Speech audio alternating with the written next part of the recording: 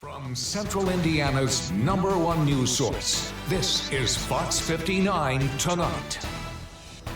Well, good evening. Thank you for joining us here on Fox 59 Tonight. Appreciate you finding our new smart TV app, Fox 59, now on your Apple TV, Roku TV, or your Fire TV. And, of course, finding us on YouTube. Make sure you hit the subscribe button. We're here every night now at 8 o'clock, having conversations in depth that we don't normally get to talk about in a newscast for a number of reasons, most times because there's just not time. And in this topic that we're going to talk about today, this is one of those that I'm looking forward to because of what's in the news and putting the context behind it in recent shows and recent days. Here we've talked about the governor's, lieutenant governor's comments about the 3/5 compromise. And now some folks will say, why won't folks just let that go? Those were just comments. And others say, hey, this is something you need to keep talking about so people understand that this is not okay and this is not normal. That's why you saw a group of pastors show up on Friday to speak out against the lieutenant governor's comments comparing a bill that passed at the Indiana State House to the 3/5 compromise and his interpretation, his history lesson that he gave on the 3/5 compromise and what he says helped lead to the end of slavery. That did not happen. That's not how that worked. And so that is why a lot of people are upset. And one of the people who has been making this very clear that this is not okay and this is wrong is in our studio today. Dr. Clyde Posley is the pastor of Fountain Grace Church here in Indianapolis, very active pastor. Between the two of us, he's the one with the better voice. You'll find that out here in just a second. But first, Dr. Posley, thanks for coming on. Delighted to be here, Cameron. Always get to talk to you. You're a fantastic fellow, man. I'm just excited always to be in your presence. Well, I appreciate it. It's good to know good people, smart people, people with good voices, and people who people trust like yourself. You were among the pastors who were down, who got together. This isn't the first time in recent weeks that you guys got together to call out something that that you believe is wrong, that you say is not in the Bible, was against what's in the Bible, Absolutely. in so many ways. But let's first start with the comments about the 3/5 compromise. You guys made your statement. Governor Braun made his statement saying that he didn't necessarily like those comments, but you guys were like, hey, that's not far enough. The 3/5 compromise was not great, as the Lieutenant Governor Michael Beckwith says, and it did not lead to the end of slavery. You guys want more done. That we do. Again, I want to thank you for the opportunity to share my convictions and views about this this very pertinent, prescient conversation. To be clear, a couple of things from the onset I need to make clear. Governor Braun did not say he disagreed with those statements. Nor did you say that. He didn't. But what's important to know is that Governor Braun did not disavow the comments. He said that, and I quote, he should have thought before he spoke.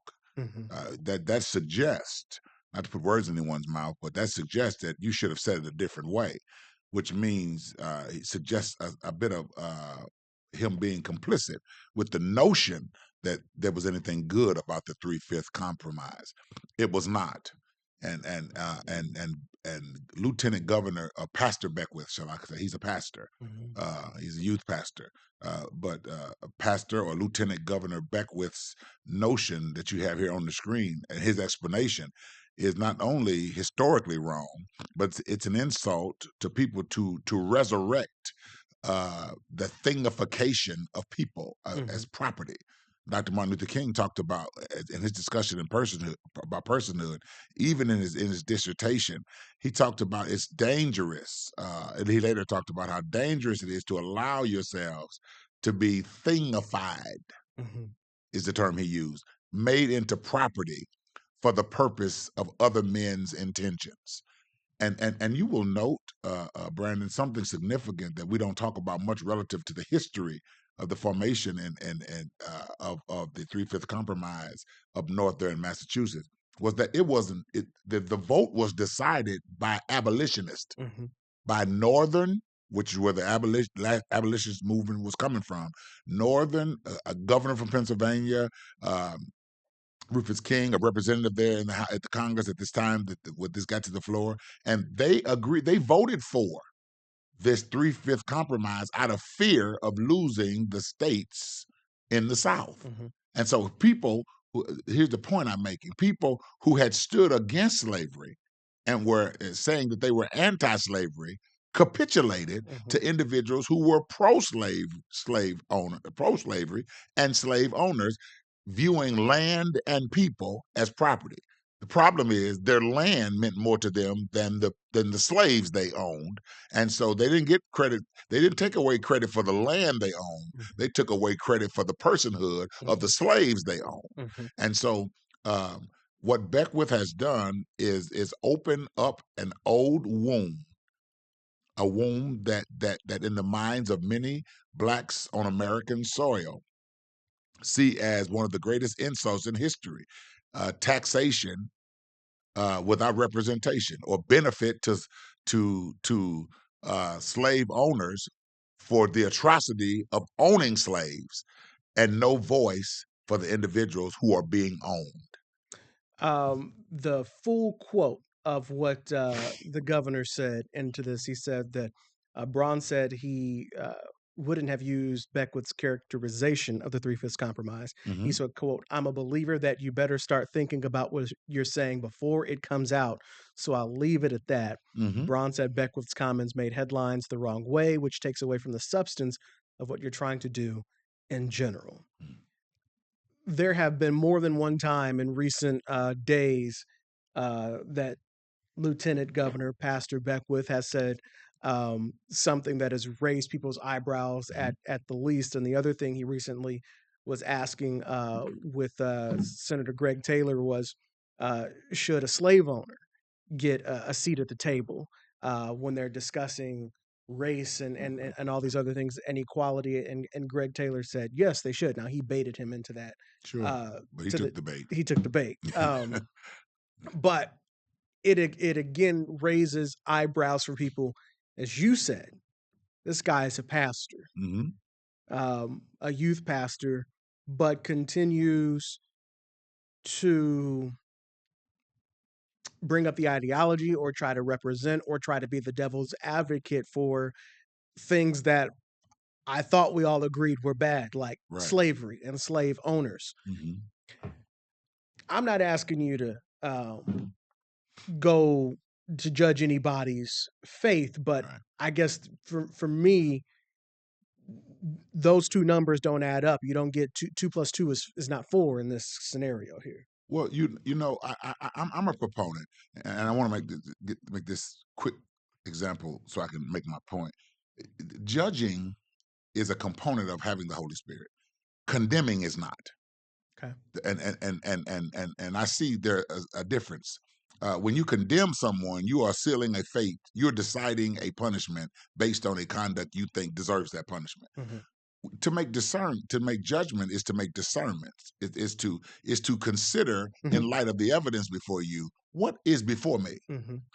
Jesus talks about it in a different way when he says you can tell a tree by the fruit it bears.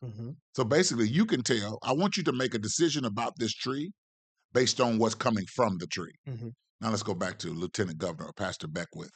The truth of the matter is, when you say slavery was good in any way, the atrocities and the quilted, welted backs of slaves as a result of the beatings from the cracker that was called the whip. If you say that the Middle Passage that destroyed more families and more slaves than ever entered into slavery was ever a good thing, when you say that the buck breaking and the destruction and the murdering of black and the cutting into pieces of black wrestlers who did not win for their master and thrown into the fire, which is where we get the original notion of the fireside chat from, not FDR. But the original historic notion of that is a slave lost in a wrestling match and was cut up into pieces in front of the slave's family and thrown into the fire while the master warned them of what would take place if you do not do what I want done. If any of that ever it can be seen as good, that is anti the notion of Jesus Christ. Jesus says, you could by their works you shall know them. So for you to tell me that my ancestors, the destructive atrocities which turned into a landscape of monstrosity on the earth in America was ever good is an insult to an entire culture. Suppose I said, and I would never say this, suppose I said there was anything good about the Holocaust. Would not go over It well. would not go over well to an entire community. Mm-hmm. In fact, statements were made about the Holocaust from politicians in an administration once, and the Jewish community rose up, and many African Americans stood with them. Mm-hmm. What's going on in Palestine and with Hamas and all of that? Many cultures have stood with them because cultures are supposed to work with cultures. To make comments like that, because the Black Holocaust is slavery, Mm-hmm. and so to say that there's nothing good, and I think we'll talk about this a little bit later. But the truth of the matter is, Dr. Wayne Moore has a statement that he makes. He says part of why we who all say we're using the same Bible behave differently is because we have different prescriptions through the lens through which we look. And so if you see people and hurting people through a lens of superiority, you won't treat them the same. But if you see them through the ends of a person who has had some pain, has endured historically, and have unfortunately lived out some of the legacy of oppression, then you'll treat what you see in terms of the oppressed a little bit differently. I think what's happening with Lieutenant Governor Beckwith is he is looking through the eyes of a white evangelical who interprets scripture through the lens of a person who doesn't see people of color and their marginalization as the biggest priority for a nation. But in my view, the quality of a nation is seen in how it treats its most oppressed people. Albert Einstein said that. He said the quality, and I'm paraphrasing, the quality of a culture is seen in how it treats its elderly, its disabled, and its children. It's oppressed. And when we mistreat the oppressed, it speaks to our faith in God or lack thereof, or our compassion for people or lack thereof, or our civic duty or our lack thereof. So I'm not condemning him to hell, but I have the right to make judgments about him as he does about me or anyone else based on what they hear me say or what they see me do. Not what you heard. He went on, he made his own video to tell the world, this is how I feel about the three-fifths compromise and the people it affected, which are blacks. Who I now am the lieutenant governor to represent. Exactly. You've been placed in office to oversee. How do you, let me just ask this, and I'll move on. You don't have to answer any questions of mine, but how do you oversee a people, or help in leadership to oversee a people that you still believe benefited from being treated as less than a person? You cannot. And if you ever, do you see me as a whole person now? Did you ever get past the three-fifths representation taxation issue? Because if you thought it was okay then, do you still think it's okay now? Do you still see me as three-fifths of a person? Because when you fight for legislation and stand by legislation that takes away opportunities that I did not get because I was black, removing DEI and replacing it with MEI, is that because you don't see me as a full person anyway? And so therefore, I'm not really taking many rights from you because you're not really entitled to those rights because I don't see you as I see myself as a full person. That's the question I'm throwing out there. It is a good question. It's not the only question that you guys have asked over the past couple of weeks. In this particular session at the State House, a group of pastors showed up because a bill having to do with homelessness and in a way making being homeless come with a criminal Class B offense. misdemeanor, $500 fine, or 60 days in jail. And that was the way it was written at the time, was if people refused to get help and get off the street, you could face the consequences that you just mentioned. That was one of the first instances in this legislative session that you guys said absolutely not. Absolutely not. Absolutely. Why? Why? Because again, circling back to the statement I just made, the quality of a culture is seen, arguably, by how it treats its most vulnerable citizens. Vulnerability is, and addressing that is the need of the collective in a culture, not just the civic response, those in civic government or those of the church. We are a community, and the world. Martin Luther King said in March 31st, 1968, just a few days before he was killed, preaching at the Washington Cathedral in D.C., he said, "The world has become, with technology, a neighborhood, but because of the hearts of men, it has yet to become a brotherhood." And when you see the worst, the oppression, the darkest homelessness, the sickest illnesses, and you are seeking to potentially incarcerate the most downtrodden in society, it doesn't speak well about who we are as a culture and who we could be becoming as a city and as a state. SB 197 does not seem to bear the necessary compassion that goes with a constitution that overall argues that all men are endowed by their creator with certain unalienable rights, which includes life, liberty, and the pursuit of happiness. If a person, I don't know very many people, if I've ever met any, who chose homelessness and walked away from a six-figure job, or decide to lug their children around in a grocery cart because that's what they do, it's where they prefer to live. That's and such a bill, even having any weight whatsoever, speaks to what our failings as a community, as a city, and as a state relative to housing.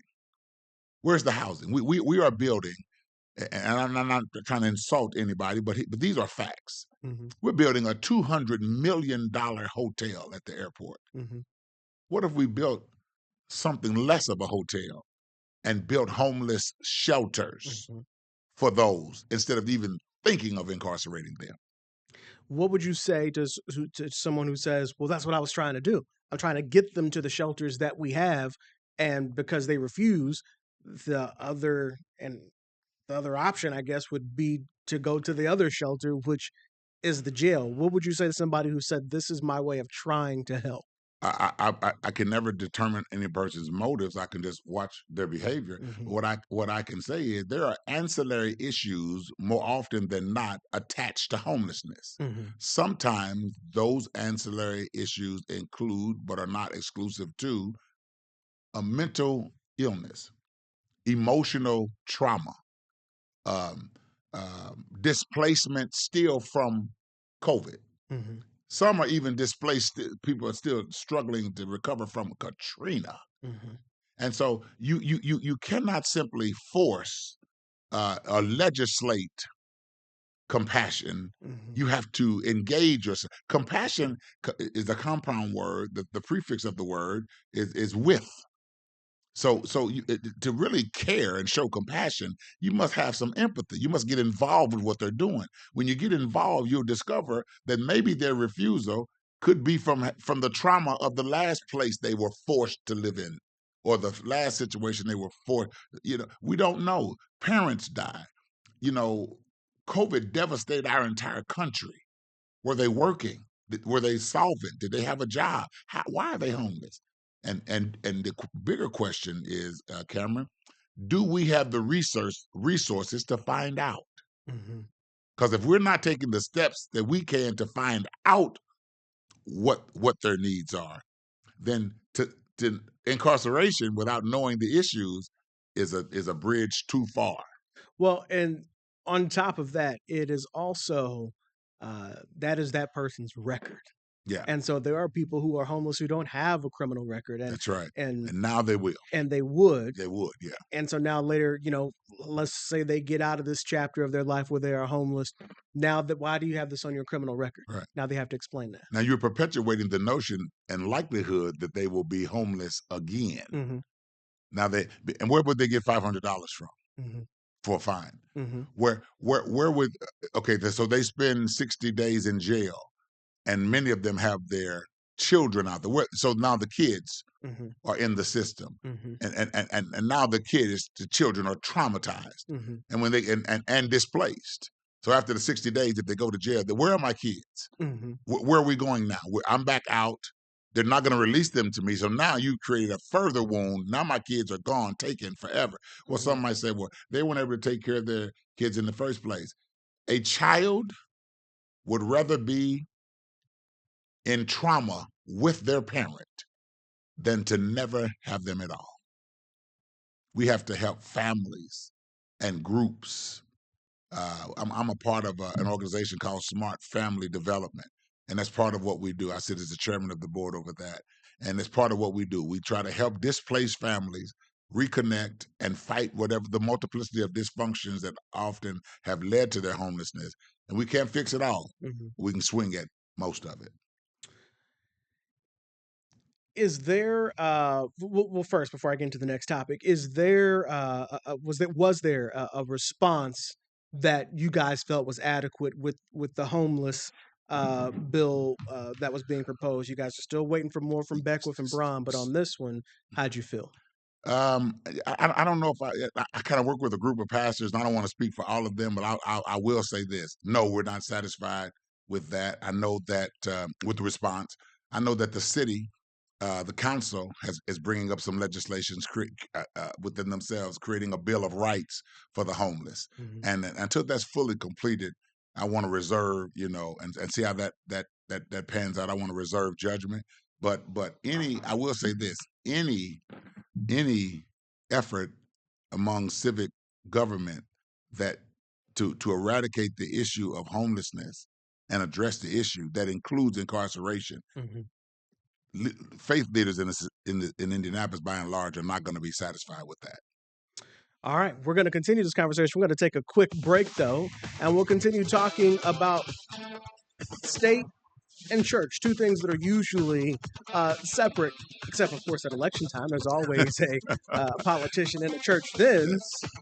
That's right. But how does it all work together after election? And what we're dealing with now are people walking the talk and walking the walk that they said when they came by at election time. More of Fox 59 tonight. It's coming up next. Stay tuned.